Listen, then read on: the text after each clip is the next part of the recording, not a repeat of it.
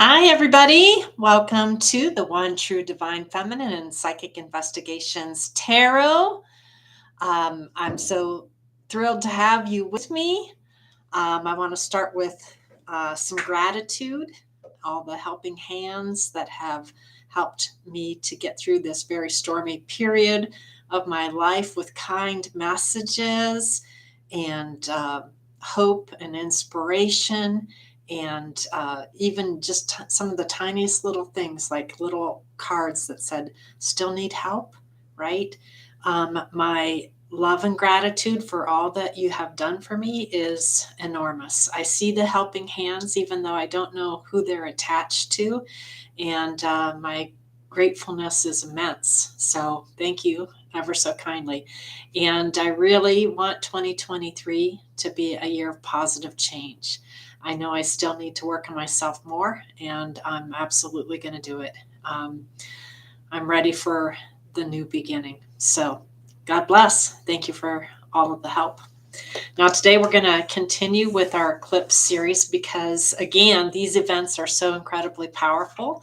I think it's good to see the energy ahead and have time to recognize what's coming so that we can harness that potential wisely. And eclipses, of course, are a really big deal. And we have one coming in April 20th of 2023. So we're going to pick up where we left off. If you haven't watched the others, videos in this series, I really suggest that you do so, most especially about the one that has Pluto in the 0 degree mark of Aquarius, because it's squaring all of this energy. And that is creating a definite state of energy flux in the United States. So we're going to continue on this eclipse theme. But for the first time in this reading, we're going to have a few softening influences to what looks like a rather raucous spring energy, both in March and April. So one of the things that can help us to bring in this softening energy is Neptune at 26 degrees of Pisces. And of course, that's a water element. So that enables us to sense and feel things more fully and to pay attention to signs and synchronicities. Now, for one thing, on a high vibing Pisces, it asks us to bring God or our higher selves down to earth. The Sabian symbol for this placement from Mindfire is absolutely priceless. It encourages us to have a keen appreciation of the value of individualized responses to the challenges that face us. And one of our biggest challenges in the US is that we all have a different vision of how to bring that higher power and energy down to the planet. Now, Buddhists, for example, want to reach the clear white light and find peace and unity, right? And they do that through meditation. Hindus may chant, do yoga, and tap into the chakra system to make their Kundalini energy rise. New Age believers, like myself, may want to find God in the deep recesses of our subconscious mind while under hypnosis. And here, deep dream states can help us to reach spirit guides who help to whisper important information into our ears. Christians find God in fellowship, prayer, and acts of service. And here's for my atheist friends. Atheists find their higher selves by creating their own moral system and by bettering themselves. And they work internally on creating that moral code rather than looking to an outside deity. But the goal with all of this is for all of us to individuate and to evolve, right? And so long as we are trying to make the world a better place and not harm others, in my mind, all paths are good. Now, what most traditions have in common is the need to find purpose in our lives. And most of us wish to channel more light and love, like you can see here, and angelic vibes into the universe. And if we truly want to bring our unique version of God or our higher selves down to earth. All we ever really had to do, to be honest, was to change our hearts. Now that requires finding more love for one another. And yes, I know I too need to work on this more than anybody else, because just like everyone in the universe, I'm a work in progress. And when you are hurt, there is a tendency to lash out, right? But if we can tap into that higher Neptunian wisdom and dig deeper, we can learn to vibrate more brightly. And I'm going to really focus on that myself. So I'm not here to preach to others. I'm here to, preach to myself. Okay, now during the eclipse, the north node of the moon will be at 3 degrees of Taurus. Taurus once again represents the things that we value. It's our resources, and it's going to be aiding and abetting the energy, both of Mercury, which has everything to do with how we think and process information and communicate, as well as Uranus, which can have very maverick or genius energy, or just plain God kind of energy, depends on how we lash onto it. But what we can expect with this combination of things is sudden epiphanies in how we process information. Now, for some of you watching me, I think the epiphany is going to arise that astrology is a language and communication system all of its own. And this is a yod, which is a finger of God, which is a particular configuration in astrology, which to me represents fated events. It's like God's hand is literally pointing to the sky and saying, this is going to take place. So for me, that epiphany is that God does have a plan for our lives, and he writes the blueprint in the stars. Some things I do believe are fated, literally as if the hand of God is directing things. Most of the time, however, there's free will. So we choose how we're going to harness the energies of foot, either for good or evil. Now, this north node is going to be in the 5th house, which happens to rule over romances and children. And you can see the children at play right here. So we are going to be encouraged to create the changes we need to these two things, how we treat children and our romantic affairs. We're going to be called upon to fix laws to ensure that orphanages and halfway houses for children are doing the right thing by the youngsters who are living there, mentally, spiritually, and physically. Now, along with children being impacted, our communication sector, and this is Magus, the representative of Mercury, the winged messenger. You can see the wings on his feet down here. Communication sector is also going to come under fire. And again, this is an entertainment website, so just, take everything with a grain of salt. I'm just making general readings of the energy afoot. But whatever sudden changes are ushered into this arena are meant to occur. Again, we need to think about the ire, the hatred, and disinformation that various social media platforms are allowing to stew in our country, and what that is doing to our collective consciousness in our country. I suspect that this configuration could also hit the housing market in some fashion too. Whatever takes place, be it good or bad, is meant to happen, for that is the promise of the North Node. Now, this North Node energy is going to be very Uranian. You can see the erratic energy all around this man, right? And it's in Taurus. And it's going to help us all to realize that Americans value different things. That's the Uranian message. We are unique, maverick, and a free-thinking country. And because of that, we value different things. Hopefully, that epiphany will help us to restructure ourselves wisely and peacefully. So we need to harness this erratic-looking energy and use it for goodwill. Now, this is important because many lessons are coming, and that's what Saturn does. It brings truth and lessons. And this is very seeable in the eclipse because Saturn, the great giver of lessons, will be in Pisces at 4 degrees. And though you may want to disbelieve this, you honestly can't make up the symbology for this configuration. Higher wisdom lessons will be forthcoming regarding what goes down in cults and secret societies. And Jupiter, which is a very expansive energy, is going to be sextile or close to Saturn. So the lessons that are going to be forthcoming will be huge. Okay, we are all being called upon at this time to exchange ideas, feelings, and emotions better so we can form bridges of understanding. Because you can see in this card, we all get enlightened in different ways, right? We all have that higher wisdom and consciousness, but we get enlightened in different fashions.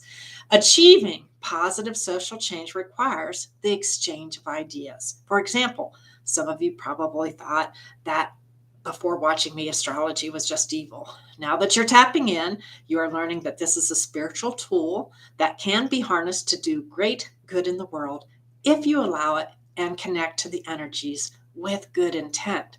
Now, that's the key part, with good intent. It's not meant to disrupt people's homes or their finances or their marriages. It's meant to guide the country and individuals in a more enlightened fashion. Now, in my worldview, God laid out a path for us, and it is visible in the stars. But it's up to us to harness that wisdom to navigate that path wisely, using our free will despite the rockiness of the road. Okay, now this Saturn in Pisces is going to be residing in the nation's third house. So I'm doing all of this eclipse energy from the nation's chart. So we're not only working on our collective consciousness. Remember, Carl Jung did a lot with the third house and Neptune.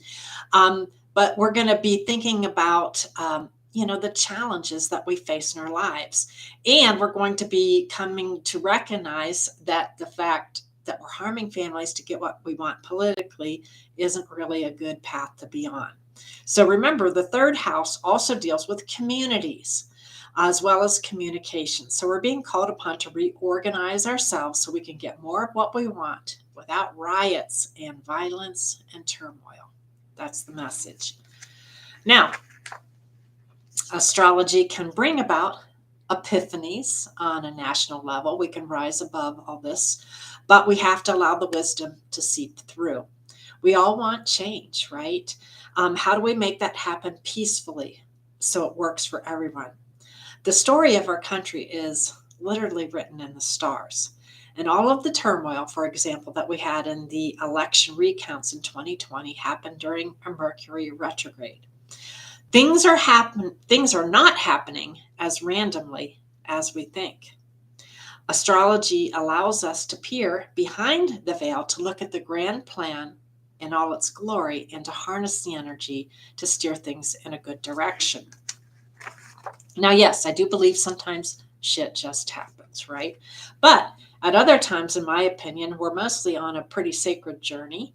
And sometimes fate is at play because there are lessons that our Creator wants us to learn so we can evolve. So sometimes fated things do happen. More often than not, it's up to our free will to decide how to harness the energy. Now, the astrology of 2023 is asking us to birth a new country. But to do it properly, we need to get back to that 0-degree mark of Aquarius and Pluto, wherein we have a government of the people, for the people, and by the people.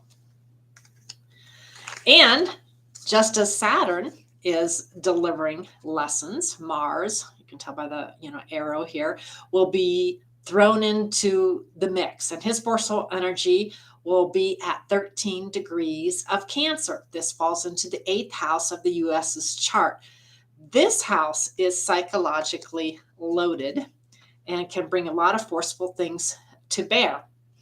The normal ruler of the 8th house is Scorpio, which has a lot to do with taboos and secrets and obsessions and cataclysmic events that happen in a person's life, like birth, death, sex, and huge psychological chasms that you face because of events that unfold.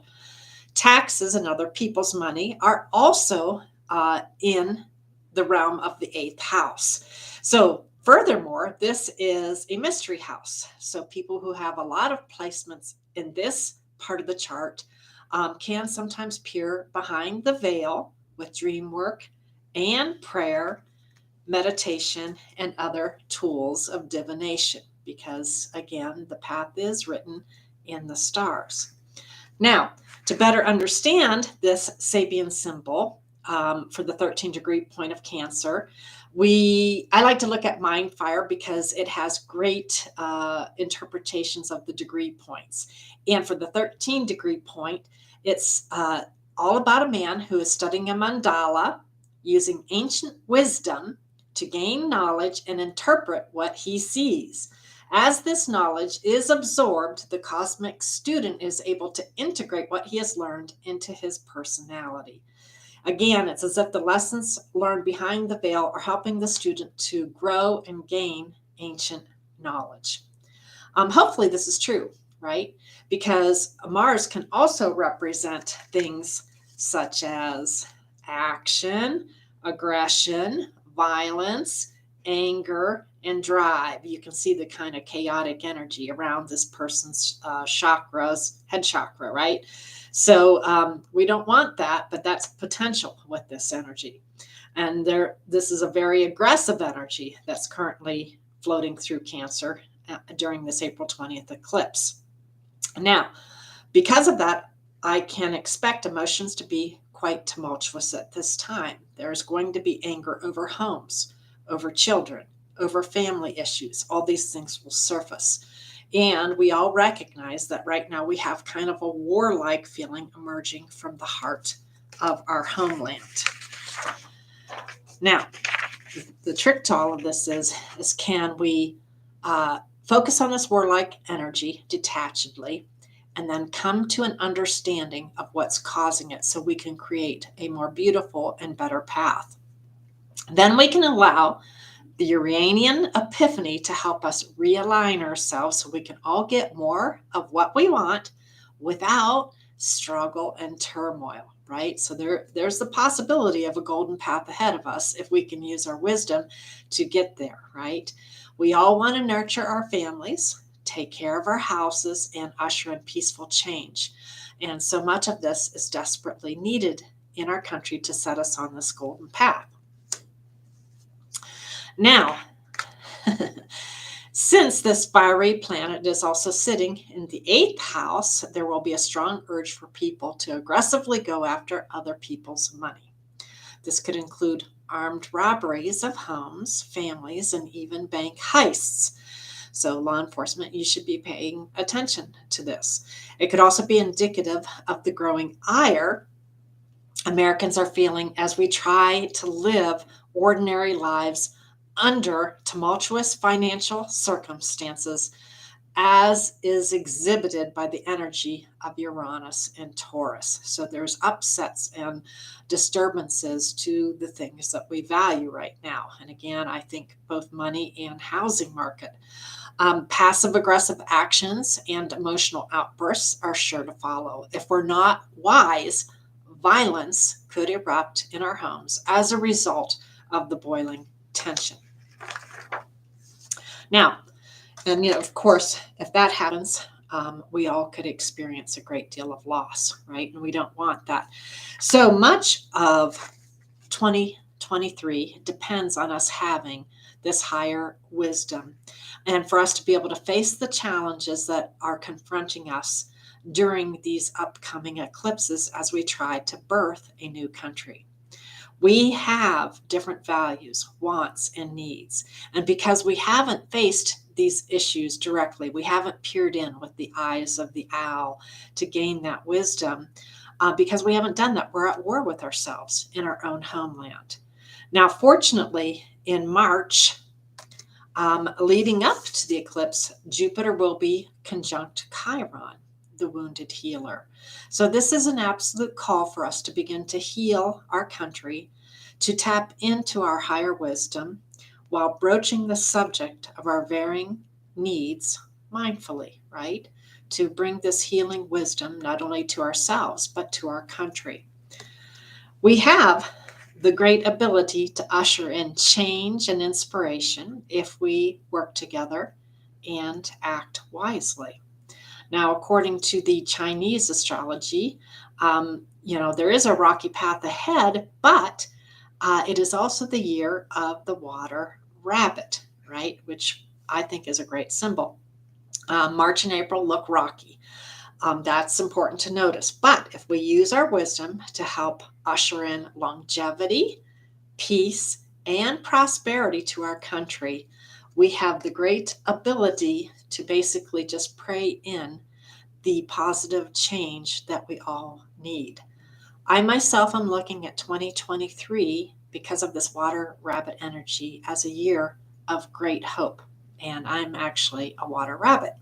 So, and I know what I like. For me, I desire peace more than just about anything, and also prosperity and positive change. And if we use our wisdom rather than being at war with each other, we can pray in our own fashion, um, this higher energy that brings in hope and change.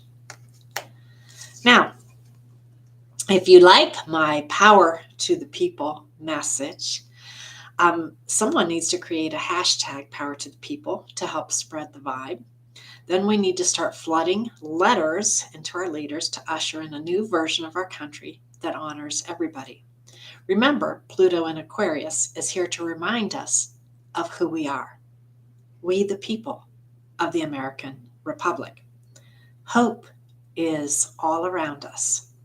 Can we grasp onto it in 2023 and create the peaceful change that we all so desire? And again, I'm going to go back to my sense of gratitude and peace. In no way am I destroyed as a human being. I will rise up. I'm overcoming, and 2023 is going to be the year of cataclysmic hope and change, not only in my own life, but in my country's life. I'm not saying it's going to be easy, but I think we can all reflect on what's happened lately in our country and recognize that we need a period of healing. We need a period of peace. We need to honor how each and every one of us comes to God. And we need, or just our higher selves, because I have atheist friends, and we need to find a way that works for everybody, right? We shouldn't be at war in our own country. So this is my message of hope and peace for 2023. I myself have lashed out at people, and I'm working harder at being kinder with word and deed, recognizing that other people have been hurt as well. And we all have to come to a point and say, okay, are we going to let this ruin us, right? Or let us overcome? And I myself, I'm going to overcome. That's my goal, right? I'm going to overcome. I hope other people will choose the path of overcoming too. And I hope some people who have kind of destructive tendencies of just want to destroy, that Saturn in Pisces is going to land on your doorstep, and it's going to ask you to look at those destructive tendencies and say, is this really the way? And if you begin to find out that's not really serving you well, then I'm hoping you too will be able to find hope and inspiration and positive change in your lives. All right, peace and God bless. May everyone prosper in this coming new year.